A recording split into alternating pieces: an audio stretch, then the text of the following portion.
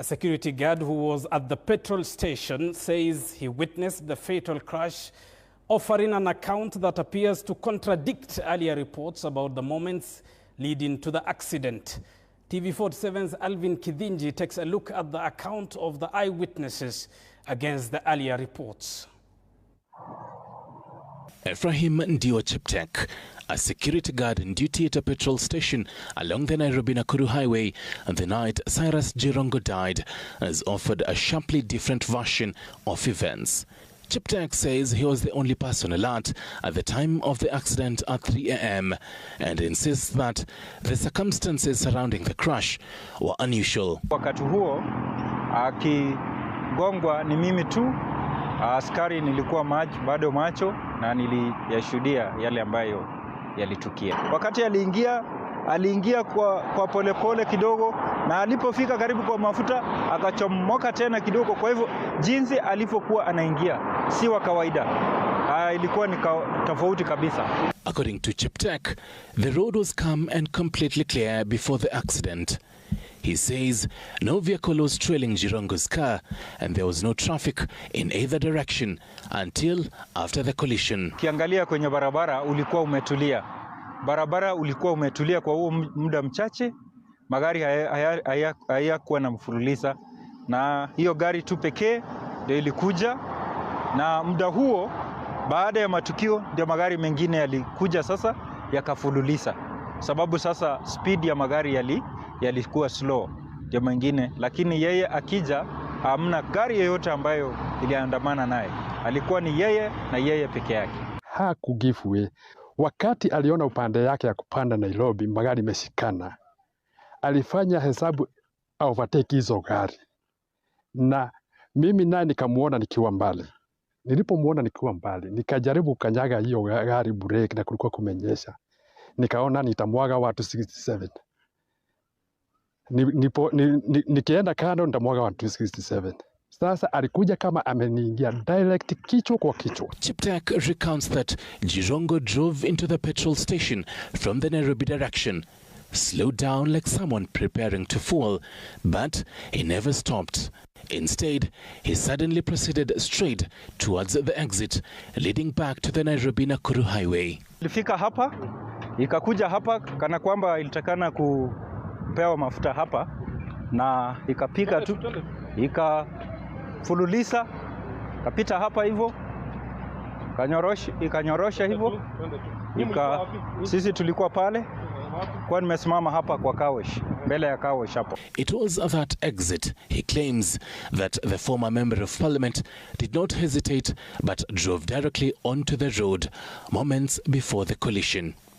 In fact, the security guard says the slain MP accelerated the car from the station. Kufika hapa, ikaelekea mle upande wa barabara ikitoka, na moja kwa moja ikaenda. Nikawa tu natazama wakati iko na speed gani sasa? Wakati hiyo ilienda speed kidogo, haikuenda sana. Hapa sasa? Hapa ilikuwa polepole tu, manake ili reduce speed nikidhani anataka kupewa mafuta, lakini akachomoka hivyo, akikuja speed, akafika hapa. Alipofika hapa hakusimama hata nukta yoyote. The guard says that Jirongo rejoined the highway directly into the lane of an oncoming bus, resulting in a head-on collision. Cheptek further adds that the impact pushed Jirongo's car about 80 to 100 meters, and that by the time people rushed to the scene, he was already dead. Akapiga U-turn hapa. Alipofika U-turn, basi ilikuwa inatokelezea jinsi kama hii inakuja, kwa hivyo wakakutana hapa na wakagongana head-on collision, na from here gari ikagongwa na yenyewe ikarotate hadi pale karibu mahali lori hile imeegeshwa pale. Alikuwa ametoka kwa petroli akielekea Nairobi. Petroli yenye iko mkono yangu wa left, na mimi naye natoka Nairobi. Ndio akakuja kama ameniingia kichwa kwa kichwa, na mwisho yake ikafika hapo. He maintains that Jirongo's manner of driving into and out of the petrol station was not normal. adding to the growing list of questions surrounding the former MP's final moments. Wakati aliingia kwa polepole kidogo, na alipofika karibu kwa mafuta akachomoka tena kidogo. Kwa hivyo jinsi alivyokuwa anaingia si wa kawaida, ilikuwa ni tofauti kabisa. The eyewitness account comes as friends and associates of Jirongo express doubts about the official narrative. Several have questioned accounts being given on Jirongo's last moments, with some noting that he had not indicated any plans to travel to Naivasha. Some close associates claiming that he left Karen at around 11:30 p.m. and was heading to his home in Gigiri, and are now raising questions as to how he died along the Nairobi-Nakuru highway. They claim that they were to have a meeting with Jirongo the following day, and at no point did he mention he was traveling to Naivasha. He was traveling from Karen. He was supposed to travel from Karen to his home in Gigiri. But now he was found dead on Naivasha-Nairobi Road, traveling from Naivasha towards Nairobi. So we don't know. The only people who can find out is police. If they can check on the cameras, they should be able to tell, because there are cameras. They should be able to tell how this car traveled all the way to that side and back. Naivasha is not in between here and Karen. How did he find himself in Naivasha, driving back to Nairobi? In Naivasha, driving back to Nairobi. That's a mystery that must be unraveled. Police have yet to release a comprehensive report on the crash, and the conflicting accounts have fueled the speculation about whether the incident was a tragic accident or whether other factors may have been involved. We have seen the lorry, we've seen the car, the story about the petrol stations. All these facts have come out. The bus, yes. And of course, the nature of his injuries. There can be only three things that I can say as we wait for the post-mortem results. Number one is, from the facts that are available, it appears highly unlikely that Jirongo could have moved to Naivasha on his own volition, to the totality of the facts when you consider them. Number two is, at the scene of the accident, I know the Karai area, I come from Nakuru County. The normal scenes of Kenyan accidents, even when an accident happens late at night, you see passengers, you see neighbors, almost everybody milling around. Those scenes, if they are there, I have not seen them. And this was actually, as is being reported, 3 a.m. at night. So precisely, but it is any time in Kenya when accidents happen, that's the first thing you see. And when it's a prominent Kenyans, what you see feeling now, the social media, are now independent people now coming and saying, the way this has happened, there is only one narrative, and this appears to be by the driver. Funny as it is. Now, number three. Of course, we are waiting for the post-mortem result. Yeah, but the third issue that is... driver is ferrying 65 people in his bus. So all those are witnesses as well. Yes, but I've not seen them talking. Yeah, none of them has actually been... Had the driver. It's only the driver. Yes, and that's what I'm saying is unusual in the normal course of things. But the third issue is that as a lawyer, of course, I've been involved in several accident cases. And therefore, I'm familiar to saying, without them being an expert or about collisions, but you can see them.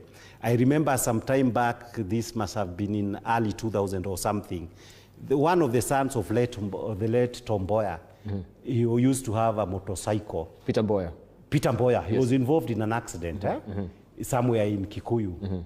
I defended the old man, and you could see the vehicle and the motorcycle, the nature of the impact that was there. Well, you remember now, this is just a motorcycle, and this is a car. When you see the nature of the impact that both vehicles would suffer, is usually significant and obvious that there was a massive, serious accident. Now, when you look at this particular bus, as it was, you do not get an obvious impression that this bus, I don't know whether you've seen the bus, huh? The photo of it is going around on social media. You don't get the obvious feeling that this bus has just been involved in a serious accident that caused this kind of harm to the Mercedes. So, but that is now for the investigators to tell. So on a scale of 1 to 10, is it not an accident? I would give 7. That to me doesn't look like a legitimate accident. Finally, it's something important that we need to mention. There's this thing called inflation. After 1992 elections, because of the impact of the money, he tried to mention something like that, but he says that he was young, so he doesn't remember well. I think I need to mention that because I was there. There was a serious economic hardship and serious inflation. In 1993-94, it started to disappear around 1995.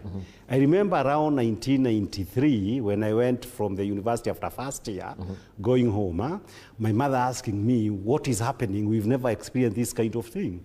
So I tried to explain to her the inflation thing. And what is a simple one? So what is this inflation? An old woman would ask. I said it is when there is more money chasing few goods.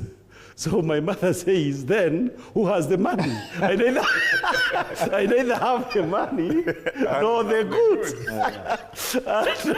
and that now would introduce me to all these things of economy. And of course, to demonstrate the terrible effects that inflation can have on normal households.